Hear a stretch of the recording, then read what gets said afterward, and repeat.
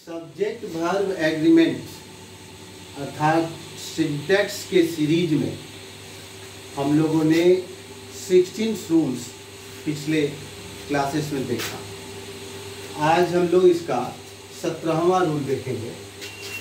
If single infinitive, इसका मतलब है कि एक इन्फिनिटिव, सिंगल जेरंड और single clause is used as a subject in a sentence, the verb will be singular.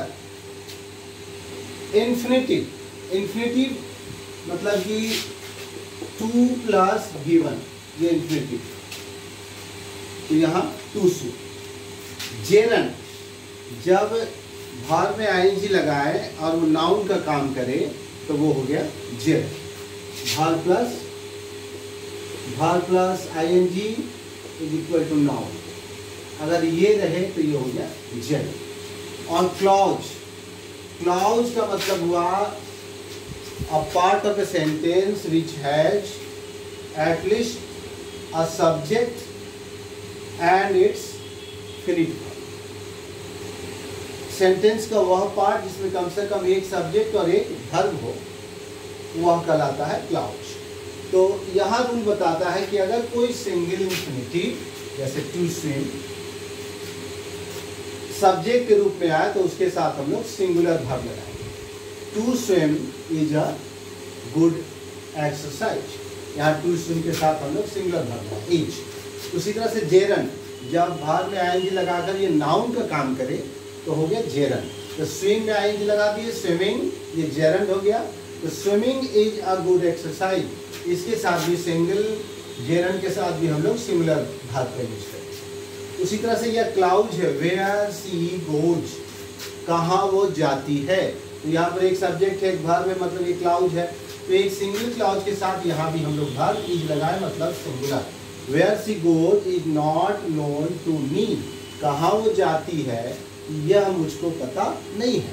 तो ये क्लाउज हो, सिंगल या जेरंड हो या फिर इन्फिनिटिव हो, इसके साथ हम लोग सिंगुलर वर्ब का प्रयोग करेंगे। लेकिन अगर ये डबल हो जाए, if two infinitive, two gerund और two clauses are used as a subject join together with and, अगर दो सिंगल इन्फिनिटिव एंड से जुड़कर सब्जेक्ट बने, या दो जेरंड एंड से जुड़कर सब्जेक्ट बने, या फिर दो क्लाउजेज एंड से जुड़कर सब्जेक्ट बने, तो उसके साथ सिंगुलर न लगाकर प्लूरल वर्ब का प्रयोग होगा। जैसे देखिए to run and to swim, यहाँ पर टू रन में इन्फिनिटिव है और टू स्विम में इन्फिनिटिव है, एंड से जुड़ा हुआ है, तब इसके साथ वर्ब हम प्लूरल लगाएंगे। To run and to swim are good exercises, क्योंकि दो हो गया। उसी तरह से यहाँ running gerund, swimming gerund, and से जुड़ा हुआ है, running and swimming are good exercises. अब यहाँ क्लाउज में देखिए, व्हाट वी से एक क्लाउज और व्हाट वी डू, ये दो दूसरा क्लाउज हुआ, एंड से जुड़ा हुआ है, तो इसके साथ भी plural verb. What we say and what we do are clear, तो जब भी सिंगल इन्फिनिटिव सब्जेक्ट बनेगा तो सिंगुलर वर्ब, और अगर डबल इन्फिनिटिव एंड से जुड़कर सब्जेक्ट बने या जेरंड या फिर क्लाउज, तो उसके साथ हम प्लूरल वर्ब का इस्तेमाल करेंगे। फिर इसके बाद अगला after relative pronouns. Relative pronouns who, which, that, verb is used according to the number and persons of the noun और pronoun used before that relative pronouns. यदि किसी वाक्य में रिलेटिव प्रोनाउंस का प्रयोग हुआ हो, हु, विच या दैट, संबंध बताने वाला प्रोनाउन, तो ये रिलेटिव प्रोनाउन के बाद जो वर्ब आएगा वो रिलेटिव प्रोनाउन के पहले नाउन या प्रोनाउन होगा, उसके नंबर और पर्सन के अनुसार। और वो सिंगुलर है तो सिंगुलर वर्ब, प्लूरल है तो प्लूरल वर्ब। जैसे देखिए the boy who is playing is my son, यहाँ हु रिलेटिव प्रोनाउन और इसके पहले जो नाउन है ये बॉय है वो सिंगुलर है, तो इसलिए इसके साथ जो भी वर्ब लग रहा है इज, यहाँ भी इज, ये बॉय के अनुसार। अब यहाँ बॉयज होता तो द बॉयज who are हो जाता है, the boys who are playing are my sons हो जाता है। उसी तरह से अगले एग्जाम्पल में देखिए यहाँ प्लूरल है, the girls who are dancing are sisters, लड़कियां जो नृत्य कर रही हैं वो बहनें हैं।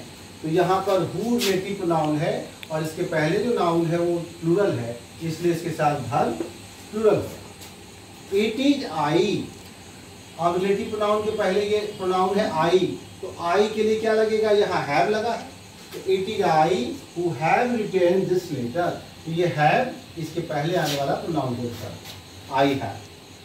द डॉग्स, दैट, अब रिलेटिव प्रोनाउन दैट है तो दैट के पहले डॉग्स है, तो डॉग्स के अनुसार यहाँ are. The dogs that are barking are mine, वो कुत्ते जो भूख रहे हैं वो मेरे हैं। The book which is on the table, which is on the table is new, वो किताब, यहाँ किताब सिंगुलर है इसलिए यहाँ पर इज हुआ। विच रिलेटिव प्रोनाउन है, इसके पहले बुक, तो the book which is on the table, वो किताब जो टेबल के ऊपर है, इज न्यू, वो नई है। तो रिलेटिव प्रोनाउन के बाद जो वर्ब होगा वो रिलेटिव प्रोनाउन के पहले आने वाले नाउन या प्रोनाउन के पर्सन और नंबर के अनुसार होगा। वो सिंगुलर है तो सिंगुलर, प्लूरल है तो प्लूरल। अगला देखिए, A N plus singular collective noun. Singular collective noun समूहवाचक संज्ञा जो समूह का बोध करा है, जैसे हर्ड है, टीम है, बंच है, तो ये सब कलेक्टिव नाउन है। और कलेक्टिव नाउन के बाद अगर ऑफ हो और ऑफ के बाद प्लूरल नाउन, फिर भी हम वर्ब लगाएंगे सिंगुलर। जैसे देखिए, ए हर्ड ऑफ ऑक्सेन, ऑक्सेन का एक झुंड, बैल का एक झुंड, द हर्ड ऑफ ऑक्सेन, तो यहाँ पर ये है कलेक्टिव नाउन, इसके पहले ए लगा है और इसके बाद ये प्लूरल नाउन है, फिर भी वर्ब लग रहा है singular, is grazing in the field. उसी तरह यहाँ देखिए, अ टीम ऑफ प्लेयर्स, तो प्लेयर्स बहुत सारे हैं लेकिन टीम कितनी है, एक, तो team of players has come, यहाँ हैव कम नहीं होकर हैज कम। उसी तरह से और भी जितने भी कलेक्टिव नाउन्स होंगे अगर उसके पहले ए या एन लगा हुआ है, जैसे एन आर्मी ऑफ, तो उसके एन लग गया, उसके बाद जो वर्ब आएगा वो सिंगुलर ही है। इसके बाद आगे, some nouns in English are always treated as singular uncountable noun, therefore they require singular verb। कुछ नाउन्स हैं जो अंग्रेजी में हमेशा सिंगुलर अनकाउंटेबल नाउन के रूप में माने जाते हैं। अनकाउंटेबल नाउन जिसको कि गिना नहीं जा सकता और वो सिंगुलर, तो therefore they require singular verb, इसलिए उनके साथ हमेशा सिंगुलर वर्ब का ही प्रयोग होता है। वो सब कौन कौन है, फर्नीचर, लकड़ी का सामान, एडवाइस सलाह, न्यूज सूचना, न्यूज खबर, इंफॉर्मेशन सूचना, लगेज माने सामान, बैगेज का मतलब ही सामान, परसेंटेज प्रतिशत, पोएट्री, ये सारे जो है नॉलेज जानकारी, डार्ट डस्ट, ये सब धूल, ट्रैफिक, यातायात, इलेक्ट्रिसिटी विद्युत, म्यूजिक संगीत, ब्रेकेज टूटना, स्टेशनरी लिखने पढ़ने का सामान, सीनरी दृश्य, ये सारे जो वर्ड्स हैं ये माने जाते हैं सिंगुलर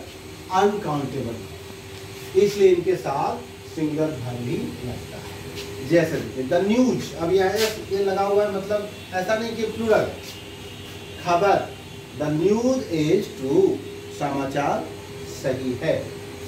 ऑल हिज लगेज, उसके सारे सामान, ऑल प्लूरल लग रहा है लेकिन यहाँ पर verb singular, has been stolen, उसकी चोरी हो गई। हिज नॉलेज ऑफ इंग्लिश, उसकी अंग्रेजी की जानकारी, इज रिच, वो बड़ा धनी है, समृद्ध है। तो ये सारे वर्ड्स के साथ आप हमेशा सिंगुलर वर्ब यूज करें। इसके बाद हम लोग फिर अगले क्लास में कुछ और रूल्स हैं जिसकी चर्चा करें, लेकिन ये सारा जो रूल्स आप देख रहे हैं सिंटैक्स का, इसको कॉन्कॉर्ड भी कहते हैं, सब्जेक्ट वर्ब एग्रीमेंट भी कहते हैं, ये आपको एकदम कंठाग्र होना चाहिए। सही सही लिखने के लिए ये सारे रूल्स आपको आने चाहिए। इसके बाद एक और क्लास में लगभग ये खत्म।